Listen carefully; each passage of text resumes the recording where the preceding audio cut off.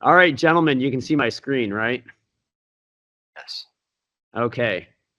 So lateral mass fixation and laminoplasty, the nuances, my version of this. So we know that lateral mass fixation is highly efficacious, right? Complication risks are low, fusion rates are high. When we kind of look at this study done by a bunch of our colleagues, Jeff Coe and Vaccaro, looking at this, nerve root injury is extremely low, 1% in over 1,000 patients. And the other thing is vertebral artery injury, which is another structure at risk, is also low. Infusion rates are high. And rod screw issues are also exceedingly low with these cases. So it's a tried and true surgery, and it's definitely a workhorse in my practice. Here's just a few examples of, kind of how powerful posterior cervical technique can be. This is a guy with a spondyloptosis traumatic. Get him back lined up, and a cervical deformity that got anterior osteotomies, posterior osteotomies, and brought back into the upright world. So definitely a workhorse you should all put into your toolkits as you complete your fellowship year. And I'm going to start out with a skin to the spine approach to this. When you look at the back of the neck, there's a lot going on, and I always think about structures at risk.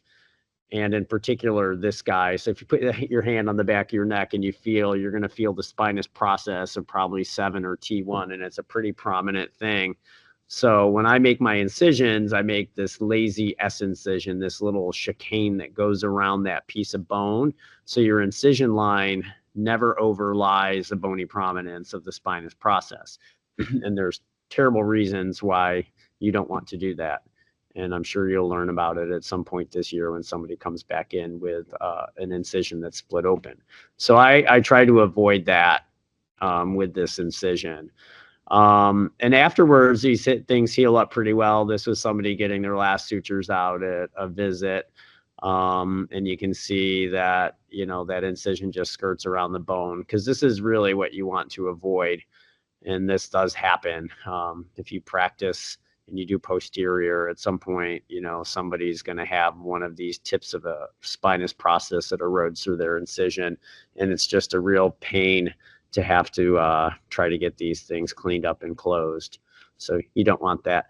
And this was a picture of me and Bob. We were at the gym one day, Bob meaning Bob Eslack. And as he was showing me the guns, you could even see on him, like right up in here, if I can get a pointer, that spinous process, right there is just really prominent, even a muscular guy like Dr. Eslack. So just be warned. So even in bigger cases, like I think this was a tumor case, I'll intentionally, a tumor case in a cachectic person, I'll intentionally make that incision off to the side of the bony prominences. And so here's a little video. Midline. Midline. Midline. Midline. Midline. Midline. Make a nicely straight line like this. And then we go around here and go like this. That's where we go. So it's that easy. And so now we're going to look at the muscular layers. The trapezius is a huge, huge muscle. And you can see, as it comes in together, the attachment points over the bony prominences, it thins out. And so it's really just fascia at that point, right? And so, again, I really want to make sure I avoid that. And during surgery, this is what I do. So I'll peel that off separately. On both sides, I'll peel off the trapezius, and then it allows me to reapproximate it afterwards, rather than just taking it down in, like a continuous tissue plane. And I'll undermine that too, because a lot of times if you undermine it in a plastics type myofascial closure, you can separate those planes of muscles and pull them back over together to get a better closure. Next, we're going to have the serratus and the rhomboids. Again, these muscles, because they retract the scapula. They also attach the spinous processes. So getting these things down in groups allows you to bring them back together in groups. Going a little bit deeper, the semispinalis attaches to the occiput, the splenius capitis, which attaches laterally to the occiput. And these are really what helps to extend your head and start to turn your head. And then we have the spinalis, semispinalis, multifidi in the deeper dissection. And then we get to this. So what are we going to do with this? When we're getting down here with the bovie, there's definitely some pearls of what to do and what not to do. The big thing is you're bovieing is don't violate the facet joints until you know what levels you're at. The other thing is avoid bovieing here over the edge because there's a lot of venous structures out there. And then once you get into them, you know, they just continue to bleed. You can see them over here. That whole area is just loaded with venous drainage. The key of this is don't just chase the bleeding with a cautery. Just pack it off with some flow seal or whatever, put a cottonoid in it, and then just keep moving on. And then the other big thing is keep the bovie out of the interlaminar space. It seems like an intuitive statement, but you know, training multiple people over the years, somebody always wants to stick a bovie down in there, and that's never fun. Okay, next. As we familiarize ourselves with the bony anatomy, kind of some of the things you should appreciate is sort of the pitch and rise of the facet joints, because that's going to be really helpful when you're thinking about your instrumentation. Again, knowing structures at risk, like your vertebral arteries running in the foramen transversarium, and then the way your nerve roots come out here. So really good to have a 3D understanding of the spine before you get in there. And then as we sort of look at this, lateral mass, foramen transversarium, pedicles, anterior tubercle, posterior tubercle, body, lamina, spinous process, and that's the SAP that we're looking at. And when we look at the vertebra in this way, we can start to divide things into territories. So we have lateral mass over here and lamina here. And so that division line of the lateral mass laminar junction is important because that gives us this quadrant, which we'll use as we start planning our instrumentation. And when we think about this quadrant and we think about structures at risk, spinal cord, nerve root traversing out this way, coming off, and then vertebral artery. And so when we start to conceptualize how we're going to put screws in, you know, these are the things that we want to avoid striking. And again, I want to really kind of underscore this sort of pitch of the facet joint as being a huge guide into putting instrumentation in. There's been a number of different techniques described over the years to put in lateral mass instrumentation. And for me, you know, trying to remember, oh, is it 25 degrees or 10 degrees or 30 degrees this way? And how are we going to put this angle in? It can be really a real struggle, especially when you're working in that compact space of the back of the neck to try to figure out all these different angles.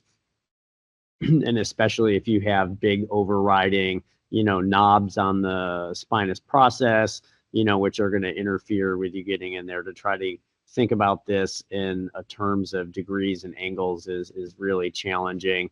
And I think probably one of the easiest things is the root technique. And that's taking that, you know, quadrant that you make on the lateral mass and being 1 millimeter medial, 1 millimeter caudal to the center of the lateral mass, and then aim up and out. And it's the easiest thing to do. And it really makes this technique safe and reproducible without having to belabor all these different angles and so forth. Another little cool tool that we sometimes use is this device, and it's made by C-Spine OrthoFix. And what it is this little device that you insert into the facet joint. That's if it's not too ankylosing.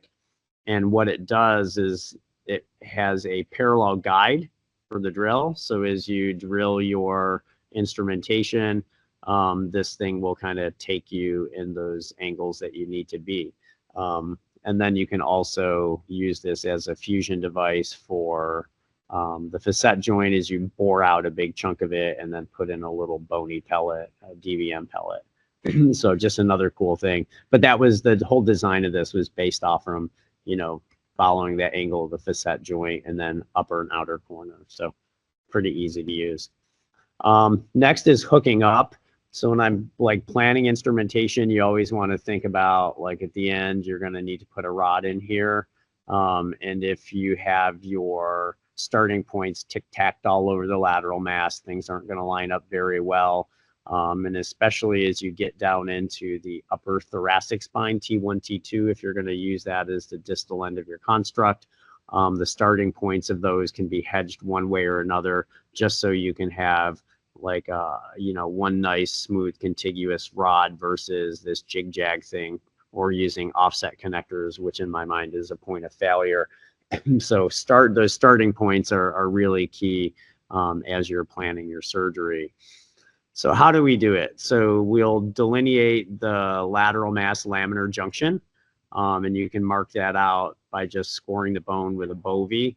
Marking pens usually don't stick because it's a pretty wet environment after you do your exposure, so usually a bovie line works.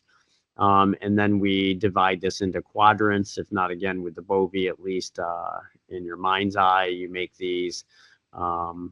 And then we plan our starting points. So if there's any irregularities in the facet joints, a lot of times there are these big knuckles of ankylosing bones sticking out. I'll resect those with a matchstick. And then the other nuance thing I do is I don't use like the 3mm drill bit to start these holes. Usually you put in 3.5mm screws and ball out are 4. And when you lay that drill on its side, it no longer becomes 3mm, and it's actually probably more like 4mm. And so if you chew up the cortex with that, you might not get good purchase in this cortical portion of the bone. So I use a smaller drill bit to start my entry points. And then I make sure I line up all the entry points just again to facilitate, rod contour. And I just pierce the cortex and make a little divot. The next thing we do is we come in with the drill guide, and with this drill bit's actually 2.4mm in diameter, and drill towards the upper and outer corner of the lateral mass. And I'll start the depth on this at 10 to 12mm. I'll palpate with a ball tip probe. And if I want to go bigger or maybe go bicortical, then I'll increase the depth of this. And then what I'll do at this point is I'll follow this with a 3mm tap. So I like to do all of this before I do the laminectomies, because once you've decompressed the spine, the spinal cord's out, and if you're moving things in and out, you increase the risk of inadvertently hitting the cord with something or dropping something on it. So I try to do all the heavy lifting before I do my laminectomies. Some other points. So if the lateral mass is dysmorphic, then you can obviate the trajectory of that facet joint by sticking a number 4 Penfield or even the bovie into the facet joint, and that will give you, again, the rise and the pitch of this. If it's really dysmorphic and compacted, which sometimes happen in a lot of these really, really degenerated necks, then just skip that level. It's better to not have to struggle putting in a piece of instrumentation, because sometimes you get clustering of the two lips. They're really knocking on one another, and it's really hard to get things to line up. So if it's a problem, just skip a level, unless it's the upper or lower level. And again, just to belabor this, the angle of the facet joint can be obviated by sticking a bovie or a Penfield into that joint. So once I get all that done, the next thing I'll do is I'll resect the interspinous ligament between C2-3 and C3 or C7-T1. I'll do dome laminotomies. So come in here, drill down some of C2, some of T1, and that'll help to really kind of reveal that interlaminar space. Then I'll resect the ligamentum at these levels and get that open, assuming that you're doing a 3 to 7 laminectomy, obviously. Then, you know, comes the laminectomy. I like to do an unblocked laminectomy. Some people like to use the bone scalpel, others the matchstick. I've seen some people use the side cutter. I've never tried that. And, you know, there may be other techniques. I happen to use the matchstick. And what I'll do is I'll drill troughs on each side. And I'll usually start here and drill up this way. And I think it has to probably do with blood pooling and also probably thickness of the lamina or so forth. And then what I'll do is I'll complete the resection of the remaining bone with a kerrison. So usually there's a few bits kind of right where these two lamina come together. I'll kind of just go through that with kerrison. The other thing I think when I do a kerrison, I'll do a bite out, a bite in, a bite out, a bite in. So instead of it just being 3 millimeters wide, it's a little bit wider and it's easier to run the kerrison up there. Just thought of that. Then we'll gently elevate the unblocked laminectomy from the dura. And I always have whoever's in the room with me kind of play with that in their hands, take a look at where the ligamentum attaches on there, where the lamina is thicker, where it's thinner. It's a really nice specimen to put your hands on and think about. You can use a number 1 Penfield or inverted 15 blade to section any areas of adhesion. Sometimes that lamina is stuck to the dura in various areas, and you know, you just don't want to rip it off like you're starting a rusty lawnmower. You want to do this really gently. I'll always check motors after I remove this. I'll irrigate. I'll make sure I'll contend with any areas of bleeding along the side. You can use Hemazorb or some resorbable bone wax, just so you have that contended with.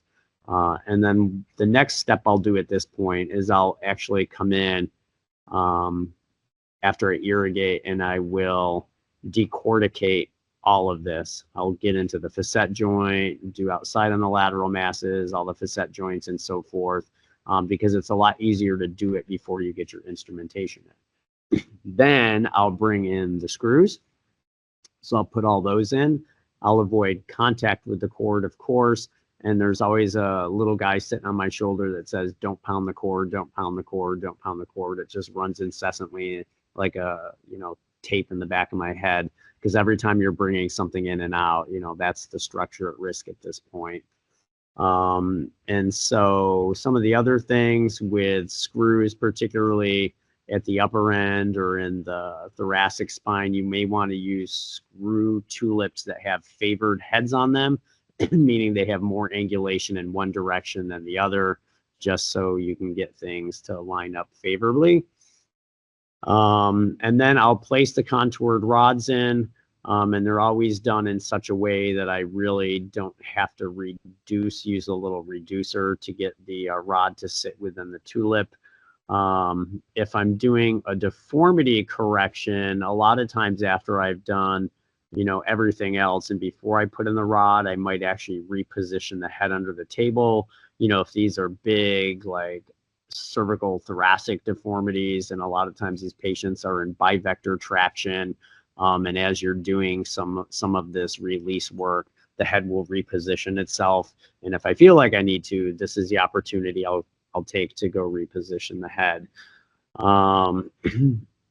So again, as you're bringing the rods in, avoid contact with the cord, get your set screws in, and final tighten. Bone graft.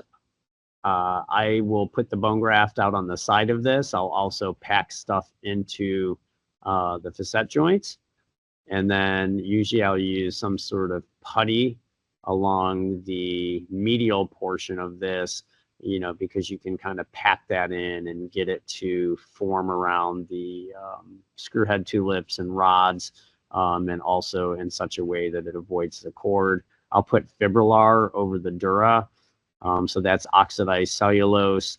And just in case you have to come back at some point, it creates a plane through which you can separate the tissues.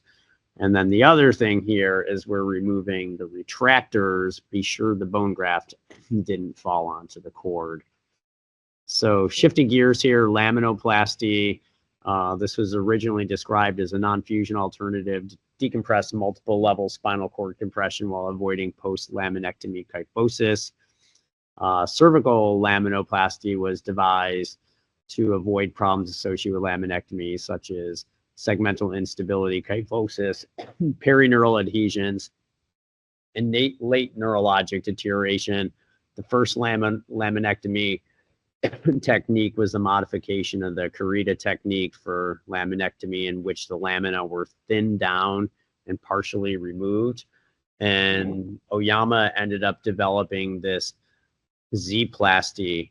And I think at some point you should do one of these with Dr. Malone, because it sounds like a day of very fine drilling, probably analogous to drilling down a temporal bone for an acoustic. And I kind of never want to do one myself, but it looks really interesting to thin all this down and split the bone. It's a piece of artwork that I never want to draw. Moving on, Kurokawa developed this sort of French door or French window laminoplasty, where you drill troughs and then come down the middle and split these things open. I did a couple of these in training, and they were really tedious. And I will never do one again, but just know it's out there. This is the technique that most people use. It's the Hirabayashi expansive open door laminoplasty. And how this is performed is you create a bony gutter on one side, and then you do a green stick on the other by drilling just through the outer cortex, and then you hinge it over, and you can separate the yellow ligaments kind of along the sides and above and below if you have to. The big thing with doing laminoplasties is you want to avoid violating the facet joints, right? Because it's a motion preserving surgery. You don't want to get in here and take down the facet joints. So you kind of, work cautiously around them. Similarly, you will delineate the lateral mass laminar junction. Some of the devices will give you this little guide that you'll put this screw in first on the lamina.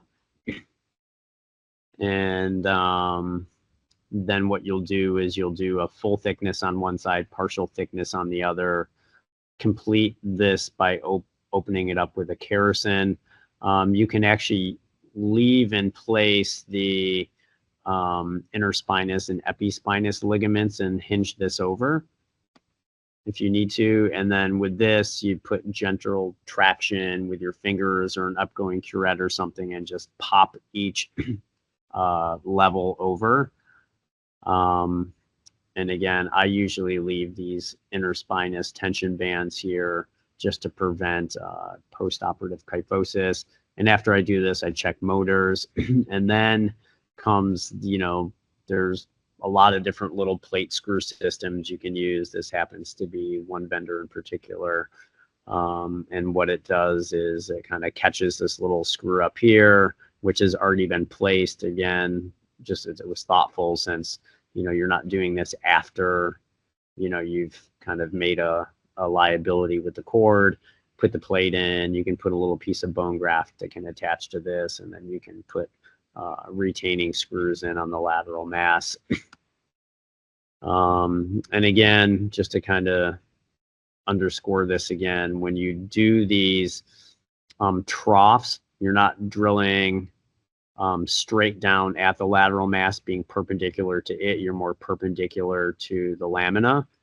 And so you're working away from the lateral mass and in towards the canal. You do full cut on this side, cortex only here, and then spring test it open, and then complete the ligamentum resection with a kerrison. And then to bone graft, not to bone graft, I guess you can go either way with it. I really don't have a preference. Sometimes I use it, sometimes I don't. And then this is what it kind of looks like afterwards, and you can see, you're able to increase the diameter of the canal. Some things are T1 slope.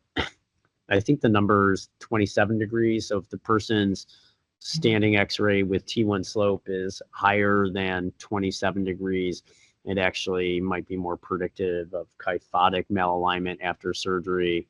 And so definitely to be thoughtful in these older folks. So this was a guy, and I think he had a really high T1 slope to start, and then he kind of fell into kyphosis. So don't get burned by that. And then wound closure. So this I think is probably just as important as what you do earlier in the case, because these things have a propensity to break down for a number of reasons. Number one, there's like high tensile load on this portion of the neck. You think of like how animated your neck is, or your shoulders, and there's just this strain. All this wants to pull your incision apart. So people are always moving their arms around. Muscular diastasis. So you think those muscular layers that you sew back up. I've actually converted to using like Ethibond in these closures, just because, you know, the dissolvable things, you know, wounds might look great for a while, and then they come in at like 6 months and they've got muscular diastasis. It's pretty cosmetically unfavorable, and it, you know, just can lead to a late wound failure. Sometimes these things fail at like 6 months out just because of sutures dissolved muscles diastase. So be thoughtful of that. The other thing is the dependent edema just from lying on their spine a lot after surgery. That can lead to, you know, wound issues. And then pressurized ischemia from cervical orthosis. Sometimes like you'll do these procedures in an elderly patient, they'll get released to a nursing facility someplace out, you know, in the distant lands, and, you know, the care there might not be very good. And, you know, you might see them back at some point and the collar's never been taken off, the dressing's never been changed, and that collar's just eating into the skin on the back of their neck. I've seen it, and it's terrible.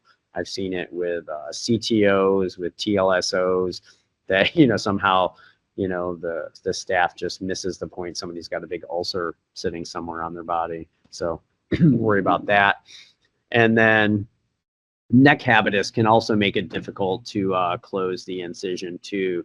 So if people have more tissue, or they have an obese neck habitus with all these sharp A type dog wrinkles, that can make it challenging as well. So I start again deep, using wide suturing to approximate the deep muscular bellies over a 19 round Blake drain. So I put my drains deep in these cases, and I use the big plastics 19 round Blake drains. I don't use those Hemovac ones, just because I think these things, because they're fluted, they don't clog, and I don't want epidural hematomas. And I'll leave actually my drains in for quite a while. I'm plugging my computer in. Give me a second. I had to go under the table. Okay. Almost there. What else do I got to say? And I will close the muscular, I'll bring the muscles together, and I'll use heavy suture, and then I'll close the fascia separately. So I'll close the fascia over that, and I'll usually mark that out with silk as I'm doing my dissection. Then I'll approximate the next muscular layer over this. And if it's a kind of a juicier wound, sometimes I'll close these over another drain. Not very often, but sometimes I will. And then I'll attempt to anchor the right and left serratus and rhomboids, if I'm down that low, to the remaining spinous processes, just so you don't end up with scapular dyskinesia, meaning you lift and move one arm and the other arm retracts. So I like to keep those groups separated, and I'll do that same exact protocol for closing the traps. Then with the incision, so I'll keep with a multi-layer closure. We will do, you know, like 2 O's or 3 O's just to get the skin back together. We'll do a sub-Q, and then I'll do a 3O Proline in this horizontal mattress type manner, just to detension the wound edges. Again, this is a plastics technique, so I'll use that just to kind of avoid staples, which I think cause pressure ulcerations on the wound edge. So if they have like one of these really big, thick, chunky necks, I'll use the water ski technique. So what I'll do is I'll put in some heavy sutures on either side of these folds. And then what you do is just lay back. So you can open up this top incision by pulling down on these, and that way you can get your closure. And similarly, you can get in to close this by pulling down on these and pulling up on the other sutures, just so you can, you know, get a good closure in those creases. Then at the end, after I'm done, I'll reapply DuraPrep to the wound edges and surgical field. I'll let it dry. I'll put fluffs, and I'll put an IO-band dressing on. And I've converted to doing this for all of my posterior cases, and I'll leave that on for 2 weeks. It keeps a nice sterile environment underneath the dressing. And if you have a drain that you've left in place, you're not going to have, you know, fluid or seroma coming to the surface, breaching your incision. And so this stays on for 2 weeks. It's kind of like a Christmas present. We remove it, or my PA removes it in clinic. And then we'll gradually remove the sutures over, you know, a 4 to 6 week period at interval when things close. And I'm knocking on wood right now. I do this closure for my posterior cervicals and deformities, and my wound complication rate is like 0%. And I think that's just being meticulous along this end of it. And then another thing, sometimes you get these patients with really kind of rounded shoulders, those pectus excavatum looking people, and sometimes putting like one of these Pavlik straps on them just to help with keeping their shoulders retracted is a good idea. Occasionally you'll see one of these patients, you'll just spot them in clinic and they've got that whole slumped over type posture with their shoulders, and I'll just put them in one of these preemptively after surgery just to keep that wound from splitting apart. All right, and now I'll open it up to questions. Gentlemen? Thanks. That was an awesome talk. I wanted to ask you. Yeah, go ahead. Oh, sorry. I want to ask you, what are your thoughts on laminoplasty for OPLL? I know a lot of the literature actually is for that disease, especially outside of North America. But I've heard a camp argue that folks with OPLL are trying to fuse, and that if you do laminoplasty on them, they're going to have OPLL progression. And so they advocate for lami fusion. I kind of wondered where you stood on that one. Yeah, it's probably pretty case by case if it's like focal or it's skip or multi-segment OPLL. I think you can consider that. But yeah, it's true. They're trying to fuse, and it's a progressive thing. So like you're not stopping the progression of OPLL with laminoplasty. You probably are stopping it with doing a fusion. So I guess just look at it case by case. And then, you know, the big discussion is, do you go anterior? Do you go posterior? Be cautious with that decision. I've done some of them anterior. A lot of them I just try to do posterior just to stay out of that bone water space. And when you go ventral, do you try and float it, or what's your technique for OPLL when you go anterior? Yeah, you'll try to thin it out and you can float around it. A lot of times you can actually create a plane. You kind of just have to very cautiously kind of dance around it, try to dissect it. If it, dissects off nicely, then you're good. And if it's really adherent, then just float it for sure. I'm sure you'll see some of those this year. Thanks so much. Hey, Don, I have a question on your wound closure and your dressing. So with those big eye bands, do you get skin irritation from the eye band being on there for 2 weeks? Not really. I haven't had it. Yeah, I stole that from Peter Newton, by the way. Yeah, no, I like the idea. I try to seal mine up with tegaderms, doing the same principle as leave it on because it's sterile. I think the eye band can be somewhat irritating from the iodine within it, but if you're not having that, that's actually a nice thing for complex wounds or for wounds at risk to really just seal them up and leave them be. Yeah, I've done that. I don't know, for probably almost a decade now. And again, I stole that from Peter Newton. I went over and did some cases with him once. Yeah. I was like, well, that's a great idea. And I think when you have people rolling around in the bed, they soil the bed. There's germs in the bed. They're in their own excrement and they're grinding it in. You remember that tape? What's it called? The surgical tape you can put on there that glues on. I used that for a while and it would all peel off and wounds would come open. And after switching over to this, again, because I think particularly in the medical tourism with pediatric patients, you know, like who knows what kids get into, adults are probably worse, but when you don't see them back for a while, it's just a nice way to keep things sterile. So, and Yeah, at one point yeah. I did this thing, when they came back at clinic, we were swabbing underneath there, and it remains a relatively sterile environment.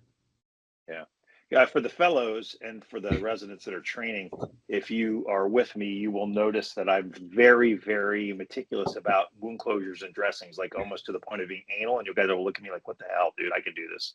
But there's a reason we're so meticulous about this. And Don just touched on it multiple times. When these fail, it is an absolute nightmare. And so we are so meticulous about this wound closure. And so my invitation to you guys is to get every bit as anal and meticulous as we are, because it will save you a bunch of heartache. Yeah, and Things like Jamie, I'll tell you, in the training setting, it's easy. Like as the surgeon, once you're done with that surgical portion of the case, is just to like fist bump everybody, leave the room, and let, you know, the trainees sew things up. And I think sometimes without like good guidance, you know, you end up coming back and then you have to do a wound revision, which is. Yeah, I always try and teach you guys will know, the guys have been with me, to teach the why of why I'm doing it like this. You know, why am I doing this closure versus this one? You know, and so I'll try and be really good about doing that. But this is why we are in there being so damn anal about the damn dressing, even, right?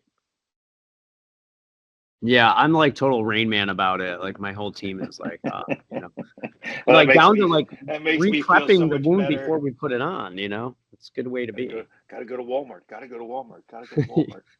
Yeah, exactly. Right. Thanks, Don. All right, gentlemen. Awesome, Don. Thanks, buddy. Yeah. Bye, everybody. We'll see you on the Have a next great one. day. Bye.